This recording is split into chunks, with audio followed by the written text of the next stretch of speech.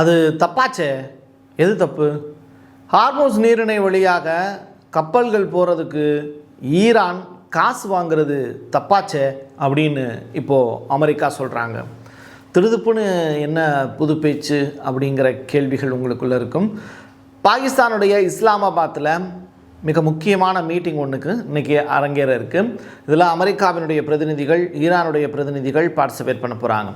யார் யாரெல்லாம் பார்ட்டிசிபேட் பண்ண போகிறாங்க, எந்த லொக்கேஷனில் இது நடக்க போகுது, இதற்காக ஈரான் தரப்புக்கு அவங்க கொடுத்துருக்கக்கூடிய பாதுகாப்பு அம்சங்கள் என்னென்ன அப்படின்னு ஏகப்பட்ட விஷயங்கள் இந்த மத்தியஸ்தில் இருக்க போது. பாகிஸ்தான் இதை ஒரு சரியாக பயன்படுத்தினாங்க அப்படின்னா அவங்க வேர்ல்டு லெவலில் ஒரு ஸ்ட்ராங்கான பார்ட்டி அப்படிங்கிறத நிறுவுவதற்கான முயற்சி இருக்காங்க. துருக்கி இருக்குது, கத்தார் இருக்குது. பட் இதெல்லாம் விட்டுட்டு வை சூஸ் பாகிஸ்தான் அப்படிங்கிறத இந்த இடத்துல ரொம்ப பெரிய அளவில் ஈரான் சொல்ல போகிறாங்க. எல்லாத்தையும் தாண்டி சவுதி அரேபியா சைடில் இருந்தும் மற்ற மிடில் ஈஸ்டில் நடக்கக்கூடிய நிகழ்வுகள் தொடர்பாகவும் ஏகப்பட்ட இன்ஃபர்மேஷன் இருக்குது. டீட்டெயிலாக பேசுவோமா? வாங்க பார்க்கலாம் உறவுகளே. இது பிரசாத் சிக்னேச்சர். உங்களுடைய தொழில் சம்பந்தமான விளம்பரங்களை நமது சேனலில் ஒளிபரப்ப உங்களுக்கான அருமையான வாய்ப்பு. நமக்குன்னு ஒரு வீடு, அது எல்லாரோட வாழ்நாள் கனவு. ஒரு முறை தான் முடிவெடுக்க போகிறீங்க, அதை சரியாயிடுங்க.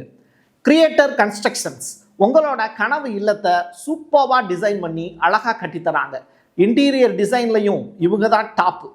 North west interiors. தொடர்புக்கு 7299079991. லெபனான்.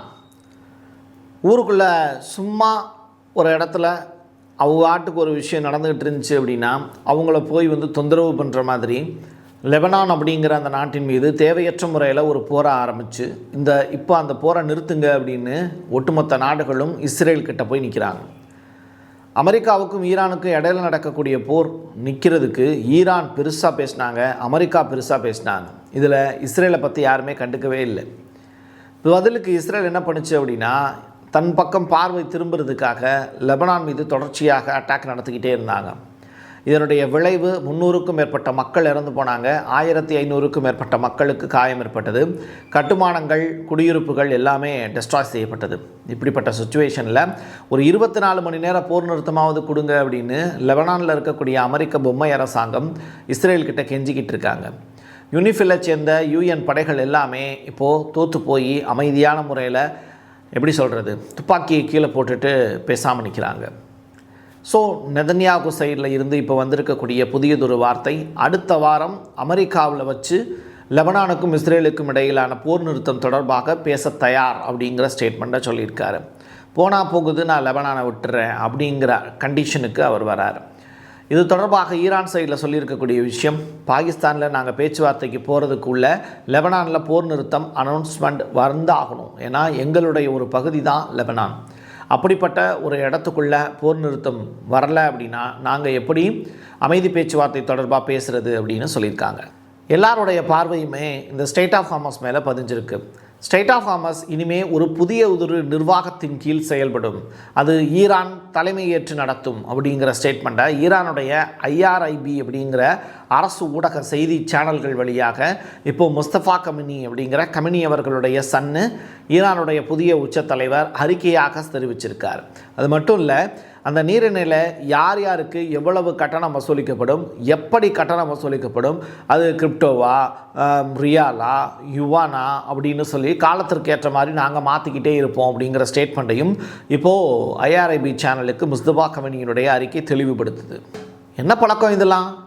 அதென்ன ஸ்டேட் ஆஃப் ஹார்மஸுக்குள்ளே போகிறதுக்கு ரூவாலாம் வாங்குறீங்களாம்ல, தப்பு இல்லையாது அப்படின்னு இப்போது ட்ரம்ப் கேட்குறாரு. எனக்கு அந்த மாதிரி ஒரு சுச்சுவேஷன் எனக்கு இருக்குன்னே தெரியாது, பட் ஏன் இப்படி பண்ணுறாங்கோ அப்படிங்கிற அளவுக்கு ட்ரம்ப் ப்ரெஸ் கான்ஃபரன்ஸில் பேசியிருக்காரு. அவர் பேசியிருக்கக்கூடிய வார்த்தைகளை வச்சு பார்க்கும்போது இது நம்ம லிஸ்ட்லேயே இல்லையடா அப்படிங்கிற அளவுக்கு தான் ஒரு முக்கியமான ஸ்டேட்மெண்ட்டாக பதிவு செஞ்சுருக்காரு. ட்ரம்ப் மாதிரியான அமெரிக்காவை சிறப்பாக வழிநடத்தக்கூடிய பிரசிடெண்ட்டு, ரைட்டா, அப்படிப்பட்டவங்க ஸ்டேட் ஆஃப் ஹார்மஸ் அப்படிங்கிற அந்த இடத்துல கட்டணம் வசூலிப்பது தெரியுமா தெரியாதா அப்படிங்கிறத ஒரு கொஸ்டினாக கேட்குற அளவுக்கு போயிடுச்சு அப்படின்னா அந்த நிர்வாகம் எப்படி செயல்படுது அப்படிங்கிறத நீங்கள் யோசிச்சு பாருங்கள். ரெண்டாவது, அப்படி காசு வசூலிக்கிறாங்க அப்படின்னு ஒரு சுச்சுவேஷன் இருந்துச்சுன்னா அப்படிலாம் பண்ணக்கூடாது அப்படிங்கிறதையும் இப்போ ட்ரம்ப் சொல்கிறாங்க. ஐயா, எகிப்தினுடைய சுயஸ் கால்வாய் வழியாக போவதற்கு எகிப்து கட்டணம் வசூலிக்குது. பனாமா கால்வாய் வழியாக கப்பல்கள் போகிறதுக்கு சீனா கட்டணம் வசூலிக்குது. இப்படி உலகளாவிய அளவில் ஏன் துருக்கியும் அர்மேனியாவும் தன்னுடைய நாட்டின் பகுதியில் கப்பல்கள் போகும்போது வசூலிக்கிறாங்க. ஈவன் ரஷ்யாவும் உக்ரைனுக்கு இடையில் இருக்கக்கூடிய அந்த 2 கிலோமீட்டர்ஸில் கூட கப்பல்கள் போகிறதுக்கு காசு வாங்குகிறாங்க. இப்படி நீரிணைகளை கடக்கக்கூடிய எந்த ஒரு நாடுமே அந்த நாட்டினுடைய நிலப்பரப்பு நீருக்கு எந்த இது பக்கத்தில் இருக்கோ, ஆறு போகிற பகுதியில் பக்கத்தில் இருக்கோ இல்லை கடல் போகிற பகுதிக்கு பக்கத்தில் இருக்கக்கூடிய நாடுகள்லாம் அதை நிர்வகிக்கிறாங்க. அதை காப்பாற்றக்கூடிய security post, safety and security அவங்க தான் கொடுக்குறாங்க. ஸோ அதுக்கு அவங்க பொறுப்பெடுத்துக்கிறாங்க. இது நில அமைப்பு பூகோள அமைப்புக்கு ஏற்ற மாதிரி மாறுபடும். அப்படி இருக்கும்போது இந்த நீரிணையை கட்டுப்படுத்தக்கூடிய அதிகாரம் உனக்கு கிடையாது அப்படின்னு ஈரானுக்கு எப்படி சொல்கிறது, மூக்கணாங்கயிறு போடுவது ஏற்புடையதாங்கிறத யோசிச்சு பாருங்கள். இந்த ஸ்ட்ரெய்ட் ஆஃப் ஹார்மஸ் பிரச்சனை தொடர்பாகவும் ஈரானுக்கும் அமெரிக்காவுக்கும் இடையில் இருக்கக்கூடிய இந்த போர் சம்பந்தமான விஷயங்களையும் முடிவுக்கு கொண்டு வருவதற்கு இப்போது ஈரானுடைய பிரதிநிதிகள் அமெரிக்காவை நோக்கி போயிட்டுருக்காங்க அப்படிங்கிற தகவல் ரிலீஸ் ஆகிருக்கு. யார் போகிறா அப்படிங்கிறத தாண்டி அந்த போர் விமானங்களை வழிநடத்தி செல்வதற்கு பாகிஸ்தான் ஒரு சிறப்பான ஏற்பாடுகளை செஞ்சுருக்காங்க. தங்களுடைய போர் விமானங்களை ஈரானுக்கு அனுப்பிச்சி வச்சுருக்காங்க. அது மட்டும் இல்லை, AWACS அப்படிங்கிற அந்த விமானங்களையும் ஈரானுடைய அந்த அதிகாரிகளுக்கு பாதுகாப்பாக அவங்க அனுப்பிச்சி வச்சுருக்காங்க. அதை தாண்டி இஸ்ரேலோ அமெரிக்காவோ அந்த போர் விமானத்தின் மீது அட்டாக் பண்ணணும்னு நினச்சாங்கன்னா பதில் தாக்குதல் நடத்துவதற்கு பாகிஸ்தானுக்கு உரிமை இருக்குது. ஏன்னா மத்தியஸ்தம் செய்வதற்கு நாங்கள் போய்கொண்டிருக்கிறோம் அப்படிங்கிற ஸ்டேட்மெண்ட்டையும் உலக நாடுகளுக்கு அனௌன்ஸ்மெண்ட்டாக கொடுத்துட்டு தான் பாகிஸ்தான் இந்த வேலையை செய்கிறாங்க. அது தொடர்பான காட்சிகளும் நெட்டில் கிடைக்குது. சரி பிரசாத், யார் யாரெல்லாம் கலந்துக்க போகிறா அப்படிங்கிற ஒரு கொஸ்டின். இப்போ அமெரிக்கா சைடில் இருந்து கலந்து கொள்ளக்கூடிய முக்கிய நபர்கள் அப்படின்னு சொல்லி பார்க்கும்போது ஒன்று விட்காஃபு, இன்னொருத்தர் பார்த்திங்கன்னா மார்க் ரூபியோ, JD வான்ஸ் கலந்துக்கலாம் அப்படிங்கிற செய்திகள் ரிலீஸ் ஆகிருக்கு. அது எல்லாத்தையும் கடந்து ட்ரம்பினுடைய மருமகன் குஷ்னர் அவர் பார்ட்டிசிபேட் பண்ணலாம் அப்படின்னு. மொத்தமாக அமெரிக்கா சைட்லேருந்து ஒரு 3 பேர் பார்ட்டிசிபேட் பண்ண போகிறாங்க. ஈரான் சைட்லேருந்து அதே வரையும் ஒரு 3 பேர் பார்ட்டிசிபேட் பண்ணுறதுக்கான வாய்ப்பு இருக்குங்கிறாங்க. ஒன்று ஈரானுடைய நாடாளுமன்ற சபாநாயகர், இன்னொருத்தர் ஈரானுடைய ஃபாரின் மினிஸ்டர் அப்பாஸ் அராக்சி, மூணாவது IRGCயில் இருக்கக்கூடிய மிக முக்கியமான காலிஃப் அப்படிங்கிற நபர் பார்ட்டிசிபேட் பண்ண போகிறாருன்னு சொல்கிறாங்க. ஏன்னா IRGC தான் ஈரானில் ரொம்ப வலிமை வாய்ந்த ஒரு ஆர்மி அப்படின்னு சொல்கிறாங்க. அப்படிப்பட்ட ஒரு அமைப்பின் சார்பில் இருந்து ஒரு ஆள் பார்ட்டிசிபேட் பண்ணணும் அப்படிங்கிறது ஈரான் சைடில் எடுத்திருக்கக்கூடிய முடிவு. ஸோ இந்த +3 இந்த பக்கம் 3 மொத்தம் 6 பேர் சேர்ந்து இந்த பார்ட்டிசிபேட் பண்ண போகிறாங்க. பாகிஸ்தானில் இருக்கக்கூடிய மிக முக்கியமான நபர்கள் இதை மத்தியஸ்தம் பண்ணுறதுக்கான வாய்ப்புகளை உருவாக்கியிருக்காங்க. செங்கடலில் இருக்கக்கூடிய யான்பு அப்படிங்கிற துறைமுகம், அந்த துறைமுகத்துக்கு சவுதி அரேபியாவில் இருந்து கச்சா எண்ணெய் அப்படிங்கிறது பைப்லைன் வழியாக போகும். அந்த பைப்லைனை இப்போ அடித்து உடச்சிட்டாங்க. இப்படிப்பட்ட சுச்சுவேஷனில் சவுதி அரேபியாவினுடைய எண்ணெய் அப்படிங்கிறது செங்கடல் வழியாக பயணப்பட்டு உலகின் பல்வேறு நாடுகளுக்கு போவது அப்படிங்கிறது தடுத்து நிறுத்தப்பட்டிருக்கு. இது ரொம்ப பெரிய அளவில் வருந்தத்தக்க செய்தி. உலகம் இதை கண்டுகொள்வதாக இல்லை. இது பற்றிய செய்திகளும் பெரிய அளவில் என்னால் பார்க்க முடியல. ஆனால் இது 100% உண்மையான விஷயம். ஸோ அந்த யான்பு துறைமுகத்துக்கு இப்போது எண்ணெய் அனுப்ப முடியாமல், ப்ராப்ளத்தையும் ஷார்ட் அவுட் பண்ண முடியாமல் சவுதி அரேபியா தவிக்கிறாங்கங்கிறது தான் உண்மையான விஷயம். ஸ்ட்ரெய்ட் ஆஃப் ஹார்மஸை பாதுகாக்கிறதுக்கும் ஸ்ட்ரெய்ட் ஆஃப் ஹார்மஸில் கட்டணமில்லாத பயணம் மேற்கொள்வதற்கும் நேட்டோ நாடுகள் துணையாக நிற்கும் அப்படிங்கிற ஸ்டேட்மெண்ட்டை இப்போது நேட்டோவினுடைய தலைவர் மார்க் ரூபியோ சொல்லியிருக்கார். அது மட்டும் கிடையாது, ட்ரம்ப்புடனான பேச்சுவார்த்தை முடிந்ததற்கு பிறகு அவர் கொடுத்திருக்கக்கூடிய ப்ரெஸ் கான்ஃபரன்ஸில் இது ரொம்ப ரொம்ப முக்கியத்துவம் வாய்ந்த ஒரு செய்தியாகவும் பார்க்கப்படுது. எப்படியாவது நேட்டோவில் இருக்கக்கூடிய மற்ற நாடுகள்கிட்ட பேசி இந்த கட்டண தவிர்ப்பு அப்படிங்கிற ஒரு விஷயத்தை ஈரானை செய்ய வச்சுட்டோம் அப்படின்னா இந்த போரில் மிகப்பெரிய சக்ஸஸாக இதை நம்ம சொல்லலாம். ஆனால் ஈரான் சைடில் போரில் வெற்றி பெற்றதாக அவங்க அனௌன்ஸ்மெண்ட் பண்ணி ஸ்ட்ரெய்ட் ஆஃப் ஹார்மஸினுடைய முழு கட்டுப்பாட்டையும் எங்களுக்குள்ளே கொண்டு வந்துட்டோங்கிறத உலக நாடுகளை நம்ப வச்சுருக்காங்கல்ல, அதுதான் ஈரானுடைய பெரிய சக்ஸஸ்னு ஈரான் சைடில் சொல்கிறாங்க. இப்போது யார் ஜெயிச்சிருக்காங்கங்கிறத யோசிச்சு பார்த்துக்கோங்க. மெலானியா ட்ரம்பினுடைய மனைவி தன்னுடைய மெலனியா ட்ரம்ப் என்ன சொன்னாங்களோ அதை அப்படியே சொல்லிடுறேன். எப்ஸ்டீன் ஃபைல்ஸில் அவங்களுடைய பங்களிப்பு இருக்குது அப்படிங்கிறது தொடர்பான விவரங்கள் பதிவேற்றப்பட்டது. அது தொடர்பான ஃபோட்டோக்களும் பதிவேற்றப்பட்டது. பட் அதில் இருக்கிறது நான் தான், ஆனால் எனக்கும் எப்ஸ்டீனுக்கும் எந்த தொடர்பும் கிடையாது அப்படிங்கிறது தொடர்பாக மெலனியா ட்ரம்ப் இப்போ அறிக்கை ப்ளஸ் வீடியோவாகவும் வெளியிட்டிருக்காங்க. எனக்கு அதுக்கு சம்மந்தம் கிடையாது, அதுக்குள்ளே என்னை இழுக்கிறதுங்கிறத இதோடு நிறுத்திக்கோங்க அப்படிங்கிற ஸ்டேட்மெண்ட்டை பதிவு செஞ்சுருக்காங்க. உலகத்தினுடைய முன்னணி நாடு அமெரிக்கா, அந்த நாட்டினுடைய பிரசிடென்ட் ட்ரம்ப்பு, அது மட்டும் இல்லை, அந்த நாட்டினுடைய முதல் பெண்மணி மெலனியா அவர்கள். அவங்களுக்கு எதிராக அவதூறு பரப்புவது அப்படிங்கிறது வன்மையாக கண்டிக்கத்தக்கது. போர் நிறுத்தம் அமலுக்கு வந்த ஒரு 3 நாள் இருக்குமா இல்லையா, 3 days இருக்கும்னு நினைக்கிறேன். அப்போது இந்த 3 daysக்குள்ளே நடந்திருக்கக்கூடிய நிகழ்வுகள் அப்படின்னு சொல்லி பார்க்கும்போது 3 நாளைக்குள்ளே 3 விமானங்கள் வந்துட்டு போயிடுச்சு, சீனாவினுடைய விமானங்கள். இது எல்லாமே ஈரானுக்குள்ளே போயிட்டு வந்திருக்கு. இது வெறுமன பயணிகள் விமானமா பிரசாத் அப்படின்னு கேட்டால் கிடையாது, இது சரக்கு விமானங்கள். அப்போது இந்த சரக்கு விமானங்களுக்குள்ளே என்ன இருக்குது அப்படிங்கிறத நீங்களே யூகிக்க முடியும். நிச்சயமாக சீனா சைடில் இருந்து ஈரானுக்கு ஏகப்பட்ட குட்டி குட்டி ட்ரோன்கள், அதிநவீன ட்ரோன்கள் அனுப்பப்பட்டிருக்கும். அது தொடர்பான விவரங்கள் வெளியிடப்படலை. பட் சரக்கு விமானங்கள் 3 சீனா டு ஈரானுக்கு போய் வந்தது அப்படிங்கிறது தொடர்பான விவரங்கள் பதிவேற்றம் செய்யப்பட்டிருக்கு. யுஏஇனுடைய மிக முக்கியமான பிரசிடெண்ட் அவர்கள் ஷேக் முகமது பின் சையத் அவர் இப்போது யூகேவினுடைய பிரைம் மினிஸ்டர் ஸ்டாமரை சந்தித்து பேச்சுவார்த்தையில் ஈடுபட்டிருக்கார்.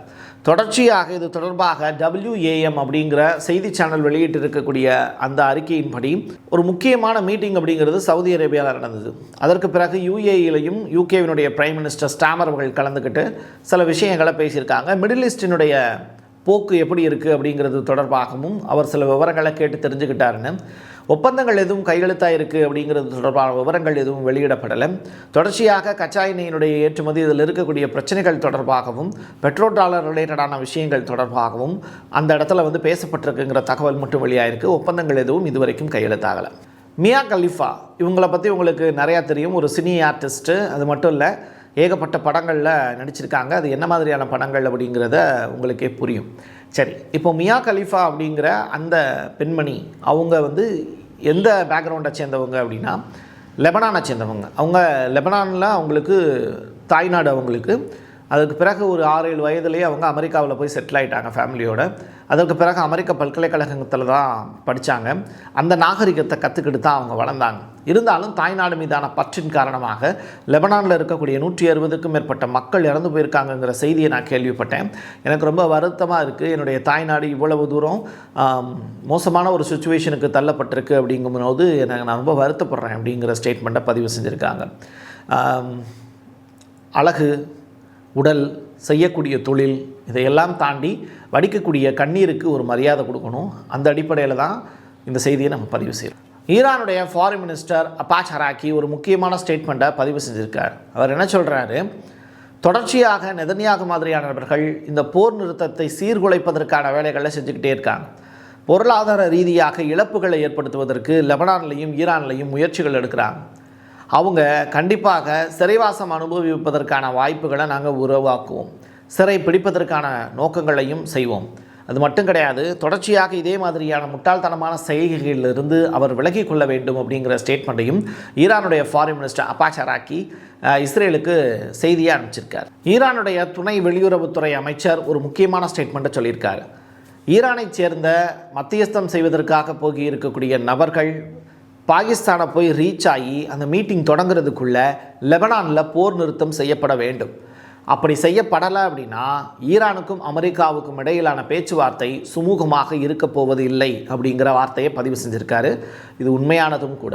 நிச்சயமாக உலகம் அமைதியடையணும் அப்படின்னா இஸ்ரேலை அமைதிப்படுத்தணும் அமெரிக்கா. அப்படி இல்லை அப்படின்னா நிச்சயமாக போர் தொடர்ந்து கொண்டே தான் இருக்கும். இது தொடர்பாக எந்த இடத்துல மீட்டிங் நடக்க போகுது அப்படின்னா, ஏற்கனவே நான் சொல்லியிருக்கேன், இஸ்லாமாபாத்தில் இருக்கக்கூடிய ஷெரீனா அப்படிங்கிற ஹோட்டல். அது ஒரு ப்ரைவேட் ஹோட்டல், இப்போ பாகிஸ்தானுடைய வசம் இருக்குது. அது மட்டும் இல்லை, அங்கே பாகிஸ்தானில் பொது விடுமுறை 2 நாள் அனௌன்ஸ் பண்ணியிருக்காங்க. ரொம்ப ரொம்ப முக்கியத்துவம் வாய்ந்த ஒரு மீட்டிங் அப்படிங்கிறதுனால பாகிஸ்தானே இப்போது ரொம்ப பெரிய அளவிலான பாதுகாப்பு வலயத்தில் உலகத்தினுடைய பார்வை முழுவதும் இஸ்லாமாபாத்தை நோக்கி இருக்குது. என் கையெழுத்து, என் மக்களுக்கானது உறவுகளே. மீண்டும் ஒரு பதிவில் சந்திக்கலாம். நன்றி, வணக்கம். உங்களுடைய தொழில் சம்பந்தமான விளம்பரங்களை நமது சேனலில் ஒளிபரப்ப உங்களுக்கான அருமையான வாய்ப்பு. Prasad signature media broadcasting private limited. நீங்க நியூஸ் ரீடரா மாறணுமா, கண்டென்ட் கிரியேட்டரா உருவாகணுமா, சேட்டலைட் சேனல்ல ரிப்போர்ட்டரா வேலை பார்க்கணுமா, டாக்குமெண்ட்ரி மேக்கிங்ல இருந்து ஜேர்னலிசம் பற்றிய முழுமையான பயிற்சி பெற உங்களுக்கான அருமையான வாய்ப்பு. எங்களை தேடி வாங்க. ஆன்லைன் மற்றும் நேரடி பயிற்சி வகுப்புகளும் சர்டிபிகேட் கோர்ஸாவே கத்துத்தரும். மீடியா துறையில் 10 ஆண்டுகளுக்கு மேல அனுபவம் உள்ளவர்கள் பயிற்சி கொடுப்பார்கள். வாய்ஸ் ஓவர் தொடங்கி வாய்ஸ்லெஸ் பீப்புளுக்காக உங்களை சிறந்த ஜேர்னலிஸ்டா உருவாக்க வேண்டியது எங்களோட பொறுப்பு. ஸ்கூல்ஸ் அண்ட் காலேஜஸ்ல ஜூனியர் ஜேர்னலிஸ்ட்ங்கிற பேர்ல ஒர்க் ஷாப்பும் கண்டக்ட் பண்ணி கொடுக்கிறோம். மோட்டிவேஷனல் ஸ்பீக்கரா கடந்த 15 ஆண்டுகளா கல்வி நிறுவனங்களுக்கு நிகழ்ச்சிகளும் நடத்தி தரோம். தொடர்புக்கு 9944790333 94493594 prasadsignature@gmail.com. வரப்போற சட்டமன்ற தேர்தலில் எல்லாருமே ஓட்டு போட போறோம். ஆனா அந்த ஓட்டு யாருக்கு? பிரதான கட்சிகளை தவிர்த்து சுயேட்சையா சில பேர் களமிறங்குவாங்க. அவங்கள மக்களுக்கு அறிமுகப்படுத்த தயாரா இருக்கு பிரசாத் சிக்னேச்சர். நீங்க உங்களுடைய தொகுதியில் இருக்கக்கூடிய மக்களுக்கு நல்லது செய்யணும்னு நினைச்சு சுயேட்சை வேட்பாளராக களமிறங்குனீங்கன்னா உங்களை உங்களுடைய தொகுதியில் இருக்கக்கூடிய மக்களுக்கு அறிமுகப்படுத்த நாங்களும் தயாரா இருக்கோம். இந்த தேர்தலில் பிரசாத் சிக்னேச்சர் சார்பாக நான் போட்டியிடலை. ஆனால் நீங்கள் போட்டியாளராக களமிறங்குறீங்கன்னா உங்களை அறிமுகப்படுத்துகிறோம். தொடர்புக்கு 9944790333